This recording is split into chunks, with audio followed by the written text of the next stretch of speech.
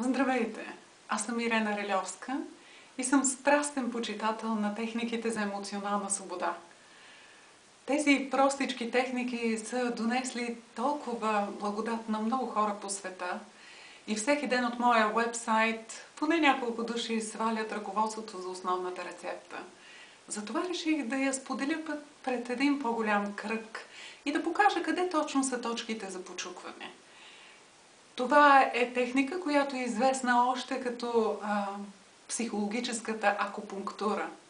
Създател е един американец, казва се Гари Крейг, и той е установил, това е неговото откритие, че причина за всички негативни емоции, които изпитваме, е разстройство в енергийната система на тялото.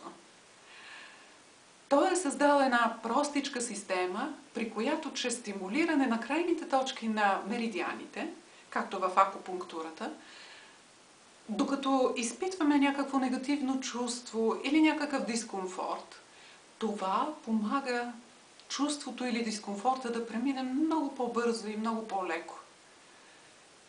И поради тая причина тази техника представлява огромен интерес и е създала революция в психотерапиите, които иначе продължавали с години. Освен това, представлява и революция в медицината, на която много добре е известно, че огромна част от болестите се дължи на психосоматични причини. Значи, къде сега се намират крайните точки на меридианите? Аз ще ги покажа върху себе си, така че след това да мога да ви покажа как се практикува самата рецепта, основна рецепта. Първата и най-важната точка е карате точката. Няма значение на коя ръка е. Може дори така да се почуква. Това е първата точка. Докато се почуква тук, се казва едно твърдение, в което изказваме какъв е проблема. Много е важно да знаем какъв е проблема, за да знаем, че той е там, за да можем да се справим, да знаем, че има проблем. Иначе няма да знаем как да го преборим. В това твърдение ние казваме, освен проблема, и нещо себеутвърждаващо. Тоест, да, има проблем, но въпреки това, аз приемам себе си, или аз приемам чувствата си, или аз знам, че съм добър човек. Следващата точка, на която почукваме, е на върха на главата. Все едно, че от върха на ушите събираме средните си пръсти, ето тук. Това е точката на върха на главата. Следващата точка е в началото на веждата. Следващата точка е в края на окото, където е слепоочието. Следващата точка е под окото, под носа, на брадичката. Следващата точка е тук, където мъжете връзват вратовръзките си. Може да почукваме или с юмрук, така в средата на ключицата, или просто с 4 пръста. Няма значение. Следващата точка е под мишницата. Това е на около 10 см под ямката на мишницата. Има и точки, които са на нашите пръсти. И те са много подходящи, когато искаме дискретно да почукваме върху себе си, без да останалите да забележат това. Те са на ръба на пръста, в основата на нокътя. Ето тук, на всеки пръст. Само на този пръст е от тази страна. И така, освен да знаем кои са точките за почукване, трябва да знаем и кое е чувството. Как става това нещо? Ние всеки ден сме заобиколени от негативни чувства. Само докато отидете на работа, вие попадате в задръстване и пристигате на работа вече изнервени.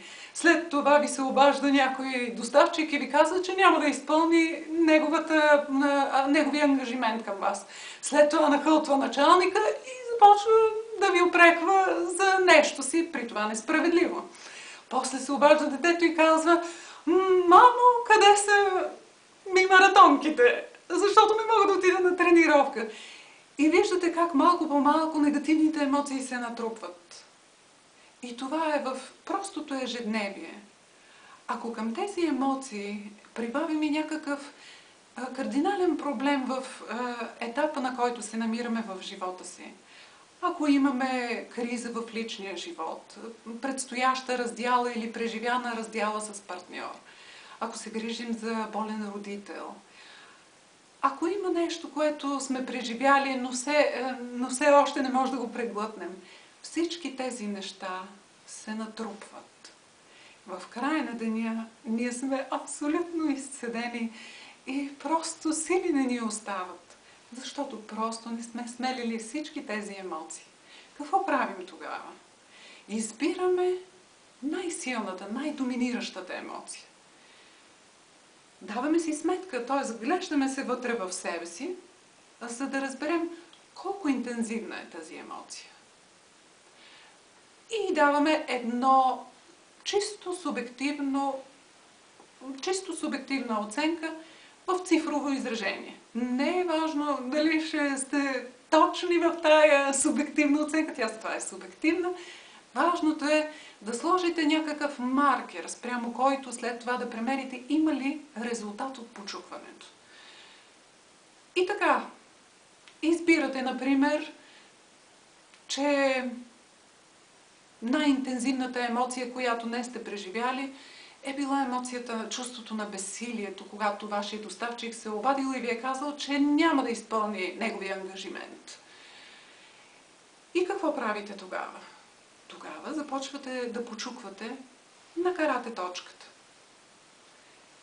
Определили сте, че безсилието, което в момента изпитвате във връзка с тая случка, е 8. И почуквате, казвайки следните думи.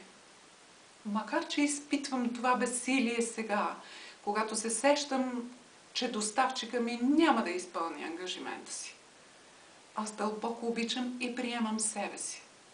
Макар че изпитвам това чувство на безсилие, аз обичам себе си и приемам всичките си чувства. Макар че изпитвам това чувство на безсилие, аз знам, че съм добър човек и съм дал всичко от себе си.